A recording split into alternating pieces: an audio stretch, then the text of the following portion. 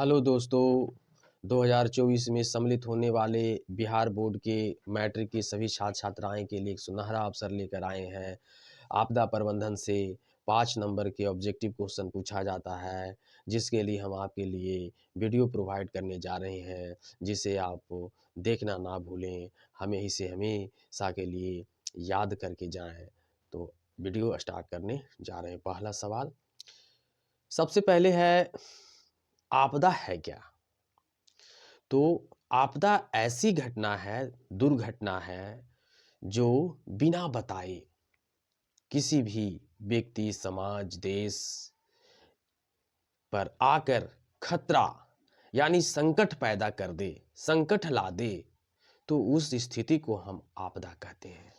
और आपदा ऐसे तो दो तरह के होते हैं, एक प्राकृतिक आपदा होते हैं और दूसरा मानवीय आपदा होते हैं। जैसा कि हम लोग जानते हैं, प्राकृतिक आपदा के मतलब होता है जो प्रकृति के द्वारा दी गई आपदा है, जिसे प्रकृति ने दिया है, जैसे बाढ़, भूकंप, सुनामी। इस तरह की जो आपदा है, इसे हम प्राकृतिक आपदा कहते हैं, क्योंकि ये सभी की सभी प्राकृतिक के द्वारा, प्रकृति के द्वारा दी जाती है।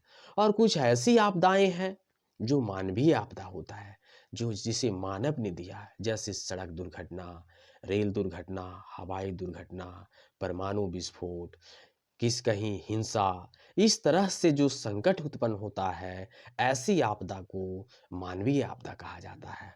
तो आशा करते हैं कि आपदा के बारे में आप लोग जान चुके होंगे। पूछ देता है कभी कभी कि आपदा की परिभाषा लेके आपदा क्या है, तो आप अपनी भाषा में इसको कर सकते हैं। तो आपने देखिए, पहला सवाल जो मैं बता रहा था कि प्राकृतिक आपदा क्या है, आपसे क्वेश्चन रहेगा बाढ़, भूकंप, सुनामी, सुखाड़। देखिए सुखाड़ लिखा गया, यहाँ सूखा होगा, टाइप में मिस्टेक है। याद एक ऐसी आपदा है, तो ये प्राकृतिक आपदा है। आप तो पहले डिफरेंस पूछ देता है कि इनमें से कौन प्राकृतिक आपदा है। 3 गो दिया रहेगा मानवीय और 1 गो प्राकृतिक रहेगा। आप दोनों में डिफरेंस करना जान गए ना, तो आप ऐसे ही खुल के आंसर मारिएगा, क्योंकि मैंने उसका डिफिनेशन बता दिया कि क्या होता है। दूसरा है आतंकवाद, महामारी, आगजनी, रेल दुर्घटना। अभी मैंने बताया है ये कैसी है आपदा है, तो मानव जनित आपदा है। क्यों मानव जनित आपदा का? क्योंकि इस तरह की आपदा किसने उत्पन्न किया? तो इस तरह की आपदा मनुष्य ने उत्पन्न किया। आतंकवादी कौन बढ़ाया? महामारी कौन बढ़ाया? मनुष्य ने बढ़ाया। आगजनी कौन किया? मनुष्य ने किया। कुछ ऐसे महामारी होते हैं जो कभी कभी प्राकृतिक भी होते हैं, लेकिन कुछ ऐसे भी महामारी होते हैं, जैसे आपने भी कोरोना देखा। आपने सुना होगा कि कोरोना के जन्मदाता कौन है? तो चीन है। बताया गया था कि ऐसा सुनने को मिला, आप लोग सभी जानते होंगे। तो चलिए, तीसरा सवाल है, सुनामी का प्रमुख कारण। समुद्री भूकंप। सुनामी का प्रमुख कारण क्या है? समुद्री भूकंप है। चौथा सवाल है, महाराष्ट्र में भूकंप आने का प्रमुख कारण क्या था? कोयले, है ना, कोयल बांध का निर्माण। कोयले लिखा गया, कोयल बांध का नाम है, यहाँ मिसप्रिंट है। क्या है? कोयल बांध का निर्माण है। चलिए आगे सवाल है, बिहार में सर्वप्रथम भूकंप कब आया था? तो 1934। बहुत भयावह भूकंप था, ये हमेशा पूछता है। सुनामी किस भाषा का शब्द है? यह भी सवाल पूछने का बहुत बार चांस रहा है, होता भी है। तो सुनामी है जापानी। भूकंप का मापन किसके द्वारा होता है? सिस्मोग्राफ के द्वारा होता है। सिस्मोग्राफ के द्वारा होता है। क्वेश्चन नंबर आगे है 9 है। सुनामी के लिए उत्तरदायी कारक है वर्षा की कमी, है ना। कि ऐसा क्यों होता है? तो वर्षा की कमी होता है, तो सुनामी की अंश का ज़्यादा दिखाई देता है। बिहार का कौन सा क्षेत्र सर्वाधिक सूखा है? दक्षिणी बिहार है। दक्षिणी बिहार कैसा है? सूखा है। आगे सवाल, बिहार का कौन सा क्षेत्र बाढ़ग्रस्त है? तो उत्तरी बिहार।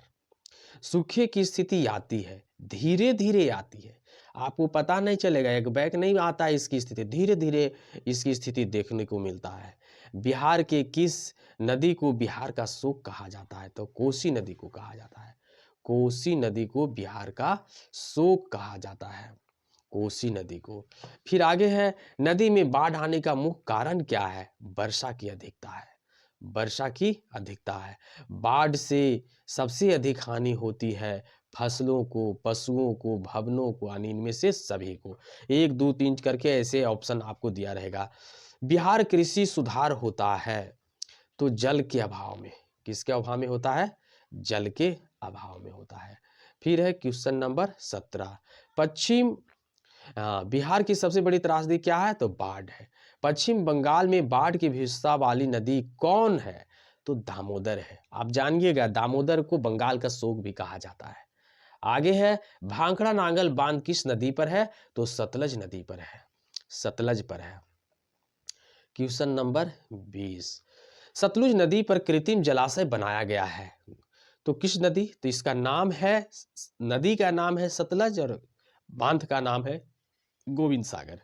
फिर आगे है, महासागर के तली में होने वाले कंपन को किस नाम से जाना जाता है? सुनामी के नाम से जाना है। देखिए पूछ देता है सुनामी किसे कहते हैं? तो महासागर के तली में होने वाले कंपन को सुनामी कहते हैं। आप इससे आंसर भी लिख सकते हैं, क्वेश्चन में ही आंसर छिपा है।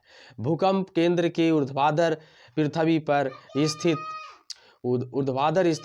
पृथ्वी पर स्थित केंद्र को क्या कहते हैं? तो अधिकेंद्र कहते हैं। सुनामी किस स्थान पर आता है? तो समुद्र में आता है। कहाँ आता है? समुद्र में आता है। इसी प्रकार से भूकंप से पृथ्वी की सतह पर पहुंचने वाली सबसे पहली तरंग को किस नाम से जाना जाता है? तो इसे हम पी तरंग के नाम से जानते हैं। भूकंप तरंगे कितने प्रकार की होती है? 3 प्रकार की होती है। कितने प्रकार की होती है? 3 प्रकार की होती है।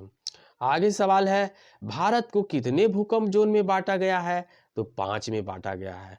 कौन भूकंप का सर्वाधिक संवेदनशील नगर है? तो देहरादून है। 26 दिसंबर 2004 को वहाँ भूकंप आया था। आगे है, विश्व के किस हिस्से में भयंकर सुनामी आई थी? तो बंगाल की खाड़ी में आई थी, बंगाल की खाड़ी में। आगे सवाल है, 29वां सवाल है, भारत में अत्यंत विनाशकारी भूकंप कब आया? तो 1934 में आया। मलबे के नीचे का वह स्थान जहां भूकंप का जन्म होता है कहलाता है भूकंप केंद्र कहलाता है। सबसे खतरनाक तरंग कौन है? तो एल तरंग है। कौन तरंग है? एल तरंग है। ध्यान से सुनने का प्रयास करेंगे। मलबे के नीचे दबे लोगों का पता लगाने के लिए किसकी मदद ली जाती है? इंफ्रारेड कैमरा की ली जाती है। इंफ्रारेड कैमरा की ली जाती है। 33 नंबर क्वेश्चन है, मकान में आग लगने की स्थिति में क्या करना चाहिए? अग्निशामक यंत्रों को बुलाना चाहिए। बाढ़ के समय निम्नलिखित में से किस स्थान पर जाना चाहिए? तो ऊंचे स्थान पर जाना चाहिए। आग से जलने की स्थिति में जले हुए स्थान पर क्या प्राथमिक उपचार करना चाहिए? ठंडा पानी डालना चाहिए। आगे है, बस्ती या मकान में आग लगने की स्थिति में क्या करना चाहिए? अग्निशामक यंत्रों को बुलाना चाहिए। आगे है, इंफ्रारेड कैमरा का प्रयोग किस में होता है? तो भूकंप में होता है। सुदूर संवेदी उपग्रह का उपयोग होता है संसाधनों की खोज में। संचार का सबसे लोकप्रिय साधन है सार्वजनिक टेलीफोन है। सार्वजनिक टेलीफोन है। क्वेश्चन नंबर 40 है, वर्तमान में संचार का सबसे लोकप्रिय साधन क्या है? तो मोबाइल है। समान संचार व्यवस्था को बाधित होने का मुख्य कारण क्या है? केबल टावर का टूट जाना है। भारत में कितने प्रतिशत भूमि भूकंप प्रभावित है? तो 56% है। कितने प्रतिशत है? 56% है। सर्वाधिक भूस्खलन पर वन राज्य है? तो उत्तराखंड है। भूकंप संभावित क्षेत्रों में भवनों की आकृति कैसी होनी चाहिए? आयताकार या वर्गाकार होनी चाहिए।